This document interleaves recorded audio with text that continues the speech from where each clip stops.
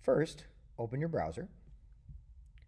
When you get to your browser, if you're not there already, make sure you go to musictheory.net.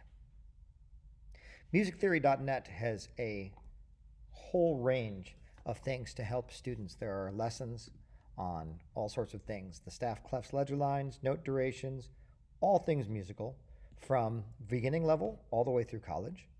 And it has exercises to practice those things. And a bunch of other things. If you're interested in exploring, you can do that. Today we're going to go to note identification. So find the note identification exercise under exercises. Click on note identification.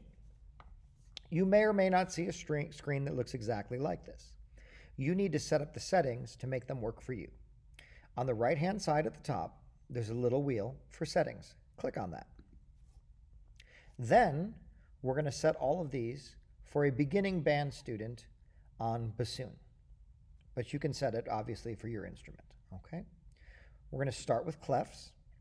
Now the bassoon plays the bass clef, so we're going to turn the bass clef on and turn the treble clef off. Then we'll go back to the blue arrow and go back in our menu.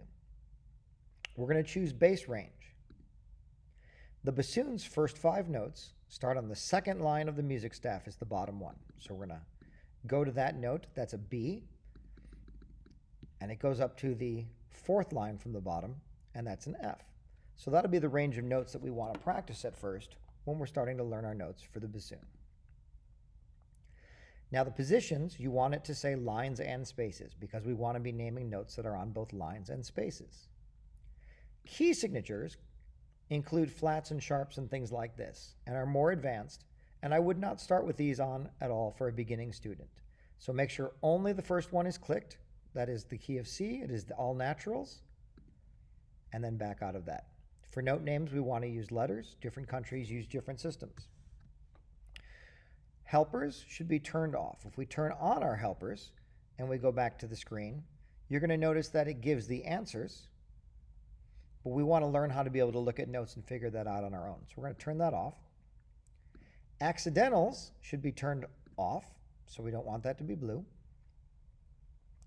Note filter should be on, and when you click the notes, turn off all of the flat notes on the left and all of the sharp notes on the right. We're just going to worry about naming the letter of the correct line or space. We're not going to worry about flats and sharps just yet.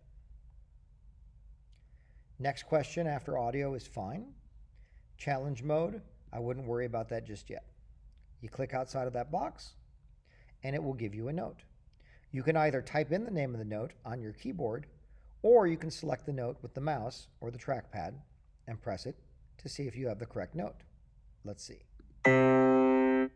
When you play the correct note, it plays the note that you chose, shows you that it's correct, and moves on to the next question. If you play an incorrect note, then it stays red and it doesn't play the note, but it gives you a chance to try again. There are a whole bunch of other settings to explore.